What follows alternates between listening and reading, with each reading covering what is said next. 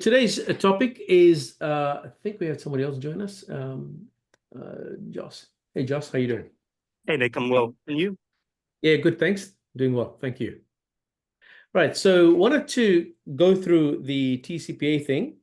And I know that for example, Josh is using it in Australia. So I'm guessing at some point there's going to be some implications of this elsewhere as well, especially if you're requiring to do permissions. So not necessarily... While TCPA is what's prompting a lot of people to do this, it doesn't mean that there aren't other applications in other jurisdictions for this sort of compliance, especially if you want to be well above ahead of trend. So what happened was just a little bit of a background. December 23, the commission, which is the FTC, they came up with a new rule around getting informed consent or signed consent. And the wording is quite vague and it doesn't quite explain how to go about doing it. So I went down the rabbit hole and I wanted to share with you that I'm not 100% clear if the industry practice as we see right now is going to be the final solution or the last solution or the solution that everyone's going to be adopting, because obviously after some cases happen or whatever, that may shift. And so just want to kind of make that clear up front. And if you have a look, they're asking for a digital signature, and I had a really hard time working out because they don't define digital signature anyway. So what does that mean? Do you need someone to sign like your DocuSign kind of a thing? If that is required, then we have that functionality inside LeadsHook. So I'm not sure if it goes that far or not. Certainly no one in the industry is suggesting that at this point. So just want to kind of more like an asterisk on this one, because with time we'll find out a bit more whether something like a signature is required or not. But on their own website, this is FCC's own website, when they have their own form. And on this, they have saying entering a name in the fields provided on this page and submitting and clicking the submit application button constitutes a legal electronic signature. So I don't know if that's the accepted form at which we will end up. If that's the case, then everyone's fine. The way the forms we're are. just seeing your desktop, by the way. Yeah. Oops. Oh, sorry. Yeah. We're seeing the wrong screen. Looks like I have shared the wrong thing. Give me 1 second. Let me go back to Zoom, stop share, and start share. Okay. All right. Let's see. Hopefully. Okay, can you see the Conversion Lab logo? Yeah. Okay, all right. So sorry about that. Right, so I'm going to go through that again just to quickly cover it. Okay, so that's the 2023 the US TCPA consent rule that came out. The Commission adopted the signed signature thing. The most important part here was this final bit here, this number 2 here, and on number 1 here, which is return agreement shall include, a clear disclosure and so on and so forth, but should include an electronic signature or digital form of signature to the extent is recognized as a valid signature under applicable law. So I'm not sure whether that requires, how in DocuSign you kind of sign your name and all that sort of stuff, whether that's the accepted form or not. I'm not too sure because as I just mentioned, I haven't seen anybody adopt that kind of a solution. Now, if that is a requirement, we have the signature part inside LeadsHook, so you're covered in that part. Obviously, it means providing a little place for people to run their finger through.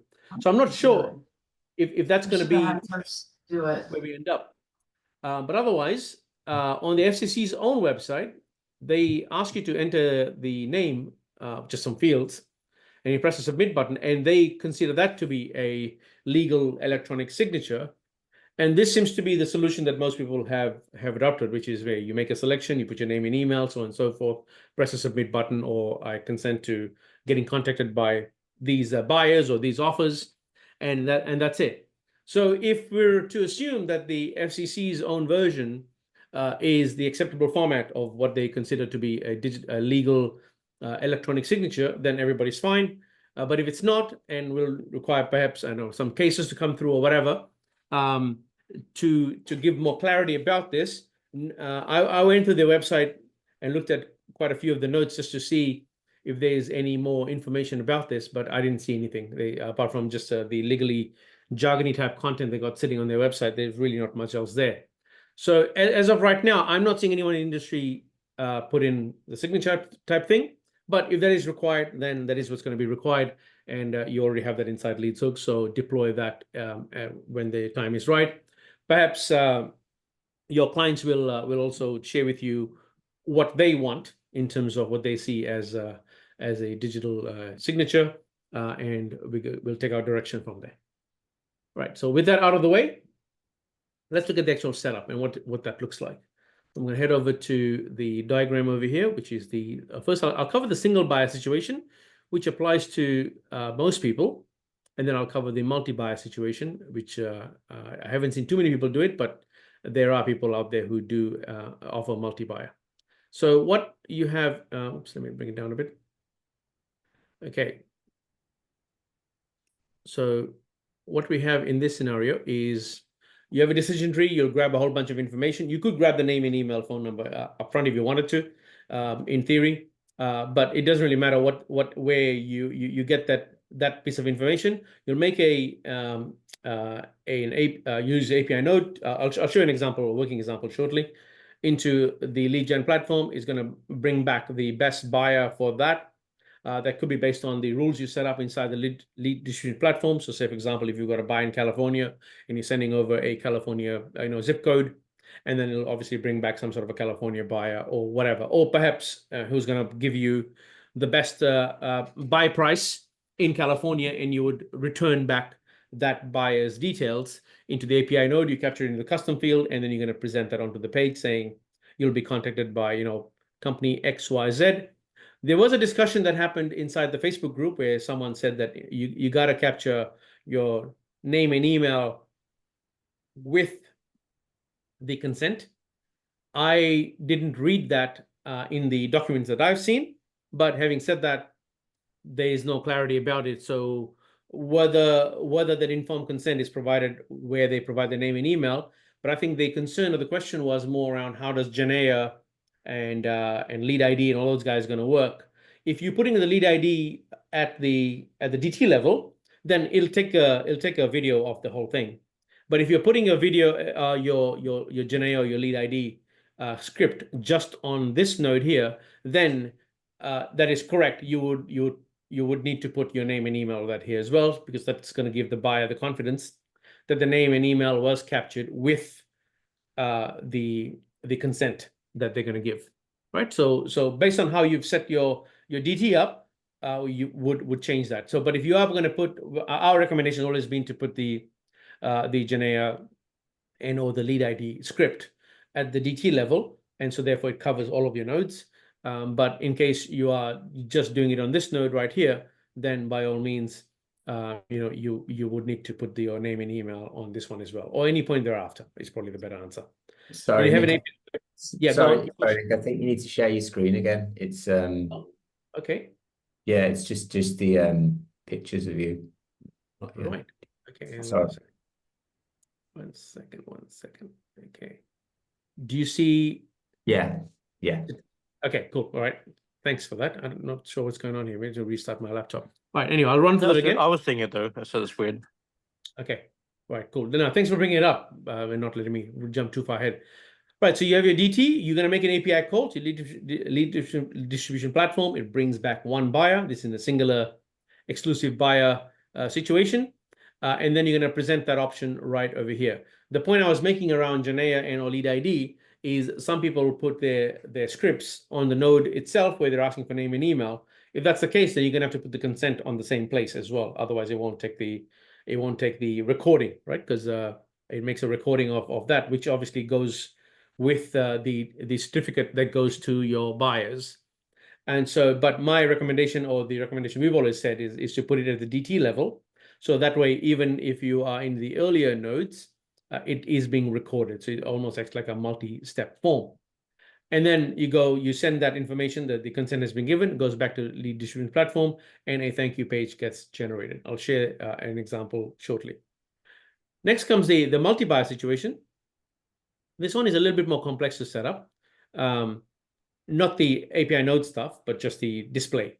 So you would do something very similar. You will make an API call. In this case, you're going to get buyers. So you're going to get multiple that return, and you have to display all of those onto this page here. So an example is the example that we got from LeadByte was mobile phone plans. You describe your mobile phone. You describe how many minutes you need, or how many gigabytes of data you need, or megabytes of data you need.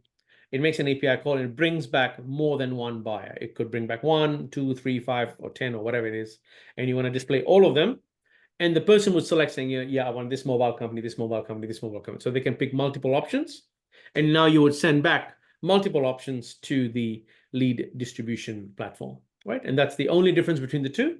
One, you have multiple options being presented for consent, and the person would select one or more to give consent to. And in this scenario, you're going to have more than one person. So let's say if a lead selects 3 buyers, then 3 people will obviously get the lead and then can respond that way, right? So that was the basic setup. What I'll do is I'll share with you what that looks like inside LeadsHook now. So inside LeadsHook, when you open up the nodes here, you will see there are extra nodes that are showing up here. And let me refresh my page.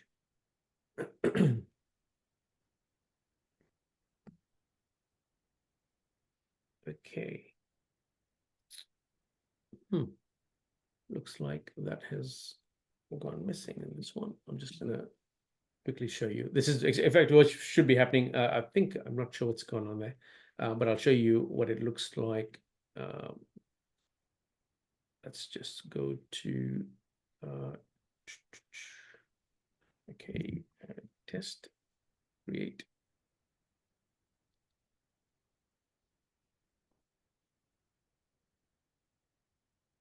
Okay, so there you go. It's going to look a little bit like this. So you've got the one-to-one LeadByte one-on-one consent. You can drag and drop that. It's already got the CSS and the form that has already been designed for you. Above that, you would add in this bit right here, which is the API nodes. So one is a delivery checker, is what they're calling it, where it would check to see, how many people would, which buyers qualify. And then comes the one after that, which is to submit back to LeadByte with the consent that's been given, right? So that essentially is what that looks like. So if I were to connect this up like this, you would obviously have a DT up front here. And then, so I'm going to see if I can bring it up in this one right here. So do a live test.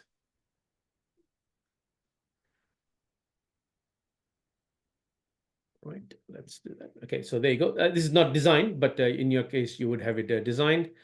So you have 1, 2, 3, 4, 5 buyers, and then I would do the submit consent, and there you go. It grabbed the buyer IDs, and then it moves on and makes an API call back into LeadByte. So what's happened here is in this example here, we made an API call to LeadByte, and LeadByte sent back the buyers that qualify. So I'm going to run that through again just to give it another explanation, right? So you've grabbed a whole bunch of information and then you've passed it on to LeadByte. LeadByte will, in this example, now it doesn't have to be just LeadByte. I'll go through the custom fields very shortly. You will go ahead and grab, so let's say in this example, 10 prospective offers have been presented to you, or companies that you can contact for mobile phones or roofing or whatever the hell it is. Select the ones that you are after, and you will go and press the submit button. And so this is the part that has been added into LeadsHook, the ability to do multiple things. So I'm going to explain what that looks like here.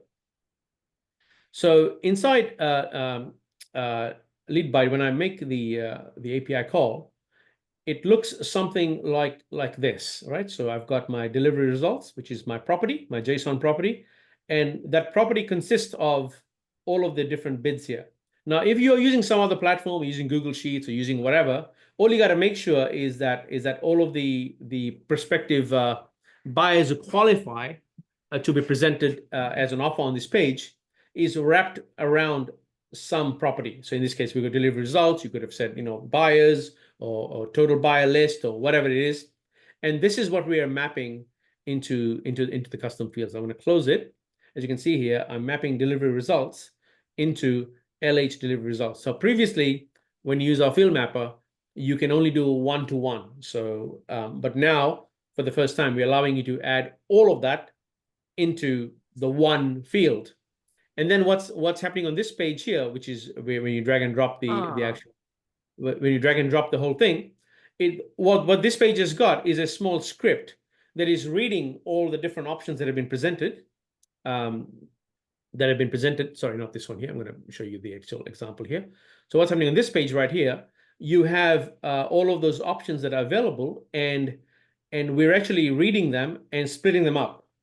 And then that array is being presented onto that final page as separate options. This one here is, I think this one is designed. So let me just quickly drag and drop that. And that should, all right, I think that should just work.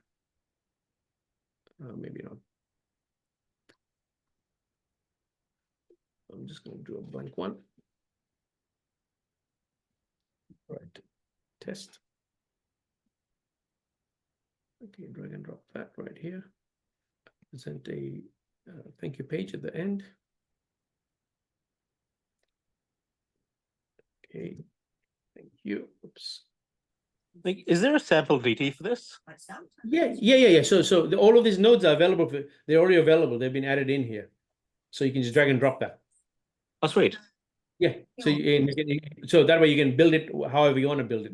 So we added that already in. So there's a custom page right there.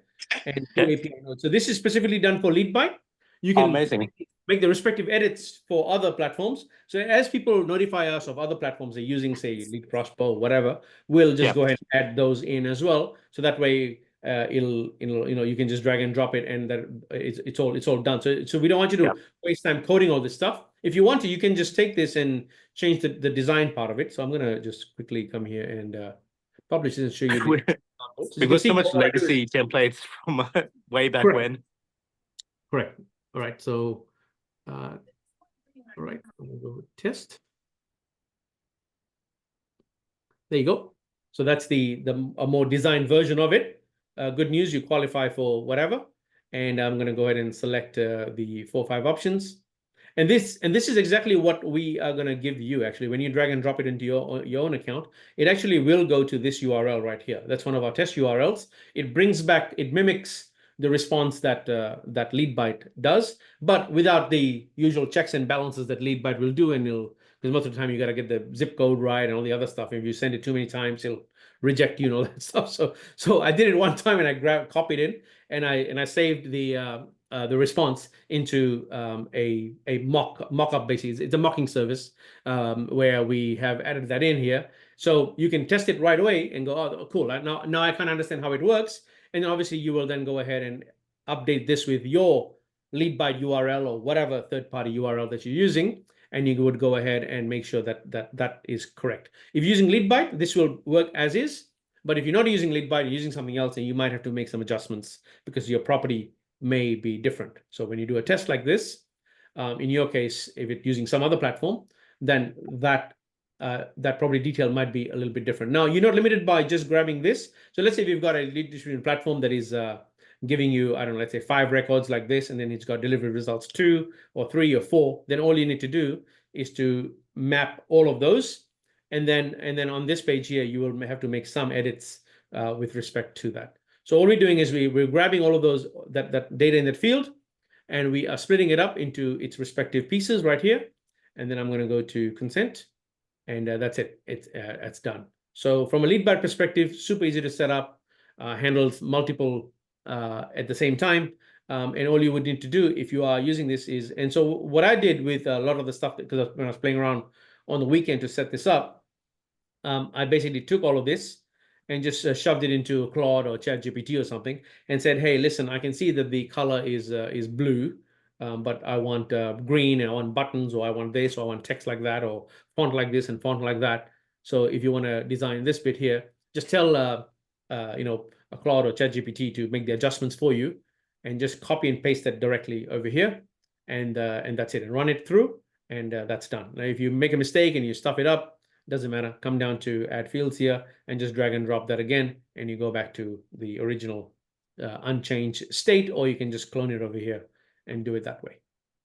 So the point here is what we wanted to do is is for you to test and make sure you like the look and feel first. Once you like the look and feel, go ahead and just replace these URLs with your specific LeadByte or whatever the platform you're using, and then go ahead and do the test that way. So at least that way you're not messing around with the look and feel part. You get that sorted out right away, and then you move on, and that's it. It's done.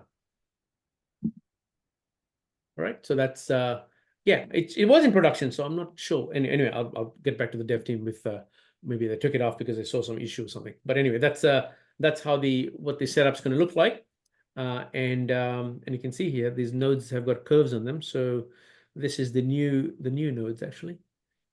So it has got landing pages as well. So anyway, so that's what it's going to look like. Any questions on this? So essentially, if you were to abstract this out, there are two things you have to do. Number one is you're going to make a check with your whatever distribution platform you're using, or Google Sheet or Airtable or whatever it is. It's going to bring back a whole bunch of stuff. You just want to make sure that when it comes back, when the response comes back, that it is wrapped around. Oops, not there. That it is wrapped around a property like so. So, for example, delivery results, and that way you can map that to a custom field. And what it does, it's going to save all of the results, all of the return data into one custom field. And since all of the buyers are sitting in one custom field, then what happens on this page is grabbing all of the data and splitting it up into its respective pieces.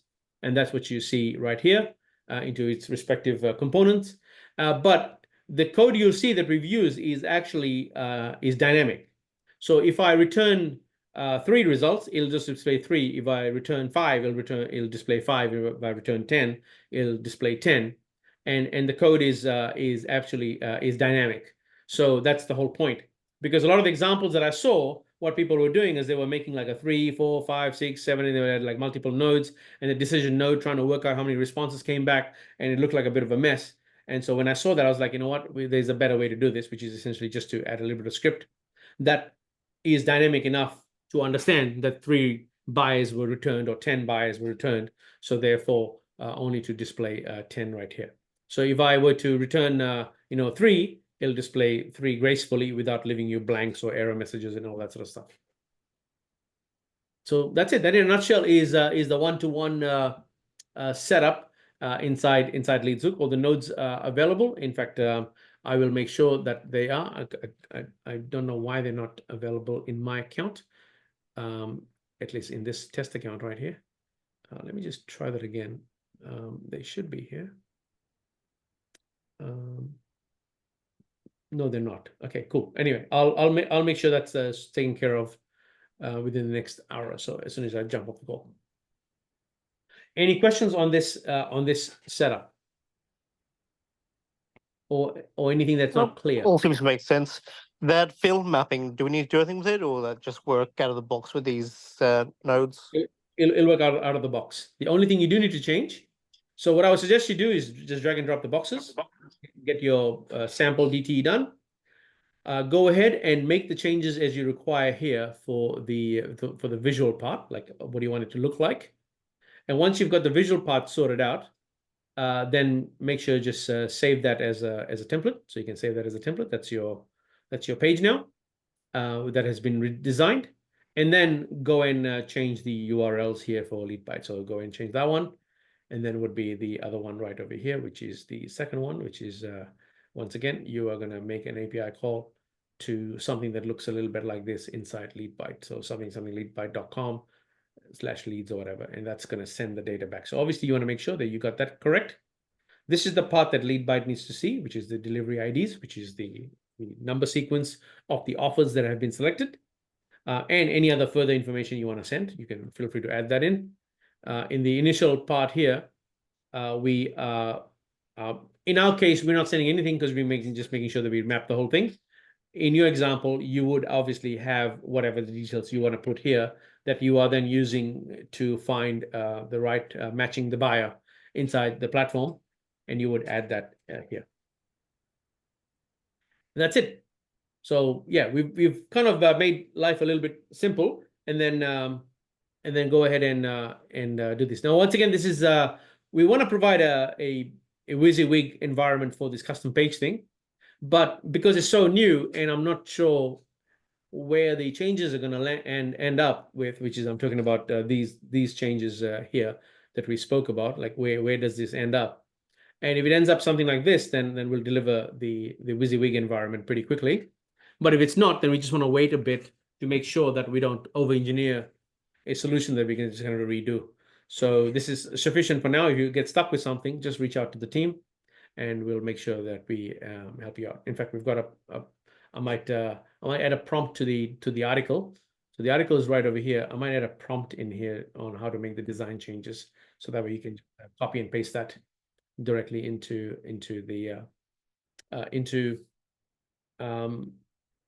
your ChatGPT or Claude or whatever to make the changes. Cool. Any further questions?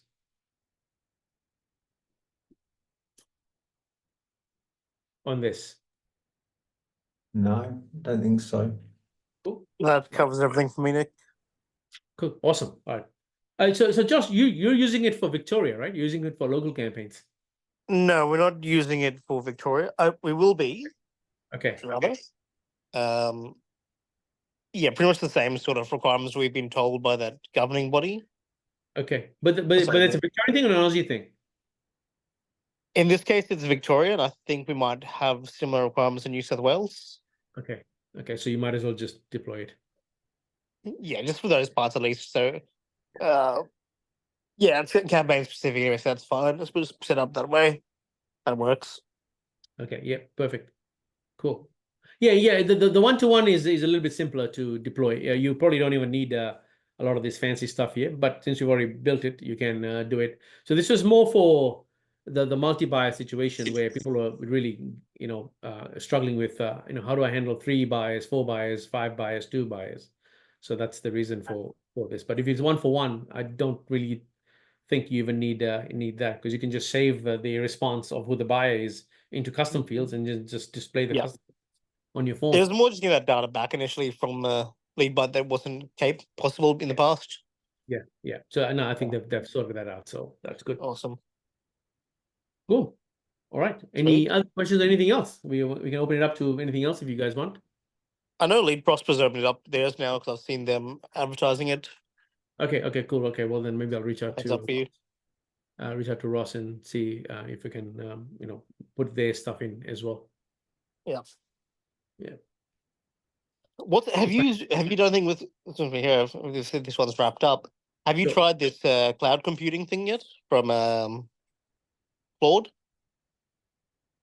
You mean on the desktop? Yeah, desktop. Yeah. No. I haven't tried the desktop version yet. I'm a little bit worried in between everything else. I'm a little bit about. I deal with a lot of data, a lot of, like, for example, client data. So I'm a little bit weary about just adding it on. So anyway, I've got an old laptop fired up, so I might put it on the old laptop that doesn't. So that's my only yeah. It's more the privacy issue that I have that I'm not sure, but I haven't read their terms and conditions or whatever. But that's the thing that's bothering me the most. Is it always watching you? Or is it only watching you sometimes? But